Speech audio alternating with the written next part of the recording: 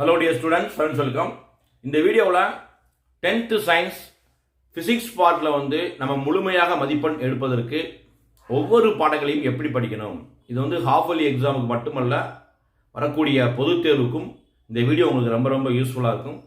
So இந்த வீடியோவில் எந்தெந்த பாடங்களை எப்படி படிக்கணும், எந்தெந்த கேள்விகளுக்கு நீங்கள் அதிக வெயிட்டேஜ் கொடுக்கணும் அப்படிங்கிறத பற்றி ஒரு டீட்டெயில்டு அப்டேட் வீடியோ. நம்ம பப்ளிக் எக்ஸாமுக்கு ஃபிசிக்ஸை பொறுத்தளவுக்கு மினிமம் ஒரு 3 1 மார்க்ஸ் கேட்குறாங்க, 3 2 மார்க்ஸ் கேட்குறாங்க, 3 4 மார்க்ஸ் கேட்குறாங்க, ஒரு 7 மார்க். மினிமம் 28 மதிப்பெண்கள் நீங்கள் அழகாக இந்த 6 பாடங்களை படிக்கும்போது சூப்பராக கெயின் பண்ணிடலாம். பாடம் 1 இயக்க விதிகள், ரொம்ப ரொம்ப முக்கியமான பாடம். நிறைய கேள்விகள் பொதுத் தேர்வுக்கு கேட்கக்கூடிய பாடம். இது வரைக்கும் இந்த பாடங்களில் 2 மார்க்ஸ் சரி, 4 மார்க்கும் சரி, 7 மார்க்கும் சரி புக் பேக்கில் தான் வந்துக்கிட்டே இருக்குது. காரணம் என்னென்னா, இந்த பாடத்தில் இருக்கக்கூடிய எல்லா கண்டென்ட்டையுமே வருஷத்துக்கு முன்னாடி கொடுத்துட்டாங்க. நீட்டியுடைய இயக்க விதிகள், நீட்டியுடைய செகண்ட் லா, உந்தமாரா கோட்பாடு, நீட்டியுடைய ஈர்ப்பியல் விதிகள், நிலைமம், இப்படி எல்லா கேள்வியுமே புத்தகத்துக்கு முன்னாடி கொடுத்துட்டாங்க. அடுத்து பார்த்தீங்கன்னா இதே கேள்வி 2 மார்க்லேயும் வரும். நிறை எடை வேறுபடுத்து, நிலைமம் என்றால் என்ன, அதனுடைய வகைகள் கேட்குறாங்க. கிரிக்கெட் வீரரை பற்றி ஒரு கொஸ்டின் இருக்குது, விண்வெளி வீரர் அதை பற்றி ஒரு புக் பேக்கில் கொஸ்டின் இருக்குது, திருப்புத்திறன் தத்துவம், நீட்டியுடைய 2ஆம் விதி. இந்த கேள்வியில் படிக்கும்போது 2 மார்க் அட்டன் பண்ணலாம், 4 மார்க் அட்டன் பண்ணலாம். புக் பேக் இருக்கக்கூடிய ப்ராப்ளம்ஸை சால்வ் பண்ணுங்க. கண்டிப்பாக நீங்கள் ஒர்க் அவுட் பண்ணணும். புக்கில் இருக்கக்கூடிய ஒரு 3 சம்மு இருக்குது, அதையும் பார்த்துக்கோங்க.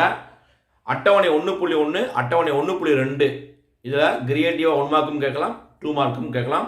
ஸோ இதை நல்லபடியாக படிச்சுக்கோங்க. இந்த பாடத்தில் ஈஸியாக நீங்கள் கவர் பண்ணிடலாம். சார் ராக்கெட் ஏவுதல் கேள்விலாம் வருமா வராதா, ரொம்ப எளிமையான கேள்வி, ஆனால் கேட்க மாட்டுறாங்க. இருந்தாலும் ஜஸ்ட் ஒரு கோத்ரூ பண்ணிக்கோங்க. பாடம் 2 ஆப்டிக்ஸ், ஒளியியலை பொறுத்தவரைக்கும் பார்த்தீங்கன்னா புக் பேக் ஒரு 3 4 மார்க்ஸ் இருக்குது. இதான் ரிப்பீட் பண்ணி கேட்டிருக்காங்க. மையோபியா, ஹைபர் மெட்ரோபியா டிஃபரன்ஸ் பண்ணுங்க. ரே டயக்ராம் வரைவதற்கு தேவையான விதிகள், compound microscope, properties of light, ஒளியின் பண்புகள், இந்த 4 கொஸ்டின் இருக்கு. ரிப்பீட் பண்ணி கேட்டுக்கிட்டே வர்றாங்க. சில சமயம் புக்கில் 2 கேள்வி, மனித கண்ணின் அமைப்பை படம் வரைஞ்சவர்களுக்கு, ஹியூமன் ஐ ஸ்ட்ரக்சர். அடுத்து விசன் டிஃபெக்ட், பார்வை குறைபாடுகளை பற்றி எழுதுங்க அப்படின்னு கேட்டாங்கன்னா, ஸோ நீங்கள் மாட்டிக்கிறீங்க. டாப்பர்ஸ் முழுமையாக மதிப்பெண் எடுக்கணும்னா நீங்கள் இந்த கேள்வியை படித்தாகணும்.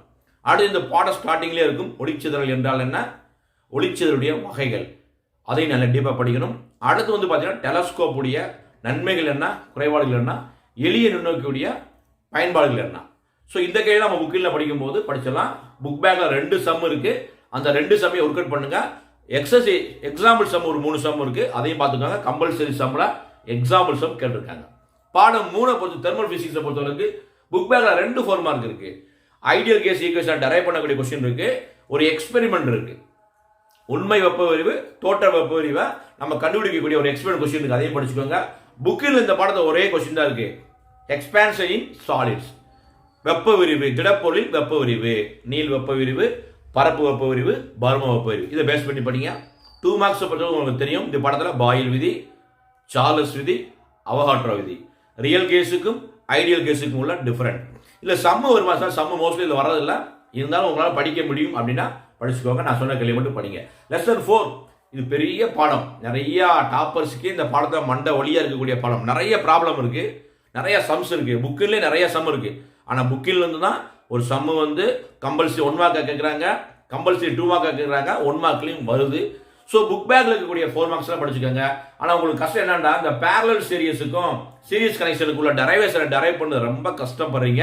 டாப்பர்ஸாக தான் சார் படிக்கலாமா, ஒபிட் பண்ணலாமான்னு கேட்குறீங்க. உங்களால் படிச்சு பாருங்க, டெரைவ் பண்ணி பாருங்க, முடியுமானா அது படிங்க, இல்லை ரிஜெக்ட் பண்ணிடுங்க. ஓகே, இது அல்லாமல் புக் பேக் இருக்கக்கூடிய ஈஸியான கேள்விகளை படிச்சுக்கோங்க. பாடம் 4 ரொம்ப பேடாக நான் ஃபீல் பண்ணாங்க, ரொம்ப ஈஸி தான். பாடம் 5 அகஸ்டிக்ஸ், ஒளியியலை பொறுத்தவரைக்கும் பார்த்தீங்கன்னா இந்த பாடத்தில் புத்தகத்துக்கு பின்னாடி ஒரு 4 5 மார்க் இருக்கு. 4 5 மார்க்கில் படிக்கலாமா சார்னா, ஒளியின் திசைவேகத்தை பாதிக்கக்கூடிய காரியங்கள் கேட்குறாங்க. அடர் குறை ஊடகம், அடர் மிகு ஊடகத்தில் ஒளி எதிரொலிப்பு எவ்வாறு இருக்கு, இது இல்லாமல் எதிரொலி என்றால் என்ன, எதிரொலிய பயன்பாடுகள், மீ ஒளி அதிர்வுதல் என்றால் என்ன, அதனுடைய பயன்பாடு. இந்த 4 கொஸ்டினை கண்டிப்பாக ஒரு கொஸ்டின் ரிப்பீட் பண்ணிக்கிட்டே தான் இருக்குது. ஸோ புக் பேக்கில் 4 கொஸ்டின் நீங்கள் தரவைட் பண்ணிக்கணும். புக்கில் டாப்லர் எஃபெக்ட் முக்கியமான கேள்வி. டாப்லர் விளைவு என்றால் என்ன, அதனுடைய அப்ளிகேஷன். அடுத்து 2 மார்க்கில் சவுண்ட் வேவுக்கும் லைட் வேவுக்குள்ள டிஃபரன்ஸ் கேட்குறாங்க. அடுத்து மெய்யொலி என்றால் என்ன, குற்றொலி என்றால் என்ன, செவி உணர்வொலி என்றால் என்ன, இதை பார்த்துக்கோங்க. இதில் ப்ராப்ளம் ரொம்ப ரொம்ப ஈஸி. டாப்லர் விளைவை பேஸ் பண்ணி எக்ஸாம்பிள் சம்ம தயவு செய்து பாருங்க. கம்பல்சரி கொஸ்டின் 2 மார்க்ல கேட்டிருக்காங்க. பாடம் 6 நியூக்ளியர் பிசிக்ஸ். இந்த பாடம் முக்கியமான பாடம். இந்த பாடத்திலேயே புத்தகத்துக்கு பின்னாடி ஒரு 3 மார்க் அல்லது 7 மார்க் இருக்கு.